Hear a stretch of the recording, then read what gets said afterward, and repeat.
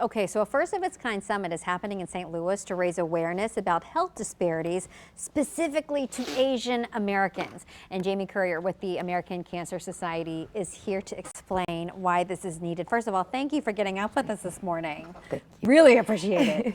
I think this is interesting because the American Cancer Society put out these new findings, right?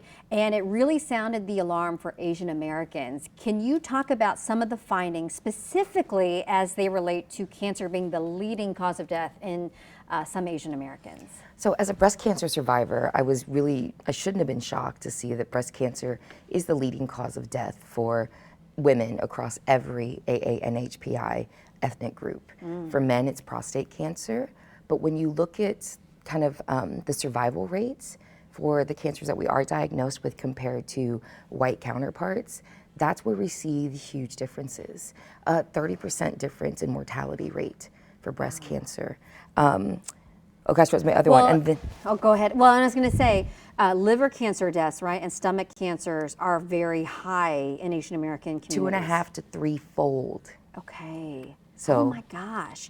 And it is different also. You said AANHPI, just in case people don't know. Asian American, Yep. Native Hawaiian, Yes. Pacific Islander. Yes. So what do we know about the NHPI community? They face different, even different statistics. Absolutely, and honestly, the cancer facts and figures, we were excited to get it because a lot of times AANHPI, the data is kind of aggregated together. But this report actually disaggregates the data so that we can actually look specifically at Native Hawaiian, Asian American, South Asian, because we are a vast diaspora. Okay. So when you look at the data aggregated, we lose a lot of the differences in our cancer incident and rate. But the one thing that's glaring about the report is Asian Americans do not get screening at the same level as our counterparts. And why is that? Is that cultural or? You know, I'm hoping we can find some of that out at the summit by having conversations with organizations and leaders of those organizations to try and figure out why are we screening at a 16% less rate?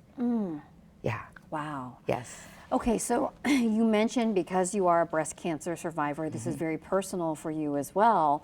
Were you shocked? You said you weren't shocked, right? But it's still, were you surprised at all by any of the numbers to learn, Yes. learn the new data? I think that one thing, I'm going off track here a little bit, is that there's so little data to begin with on Asian Americans, and because the diaspora is so big, we are all clumped in together. Now there's a conversation even about diversity in healthcare, should it be studied? Yep. I mean, that's a whole other issue. Yep.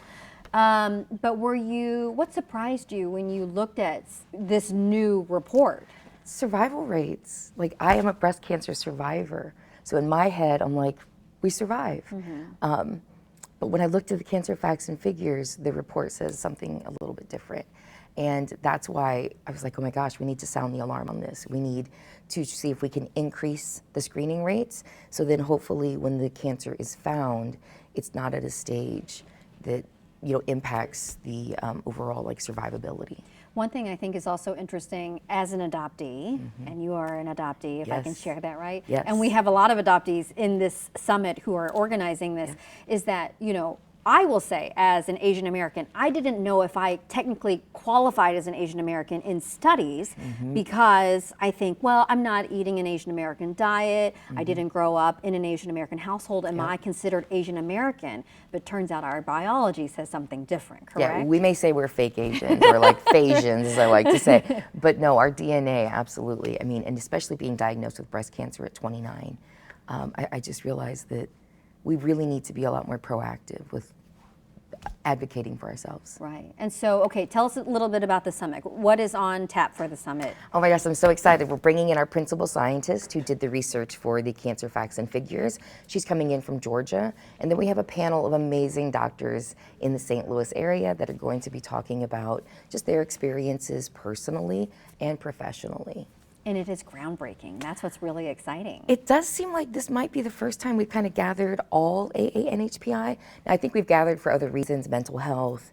I think there were some really amazing things happening during COVID. But in terms of looking generally at our health and then specifically cancer screening, this might be the first one. Yeah, so it is the first one. I'm certain of it. Very exciting. Yeah.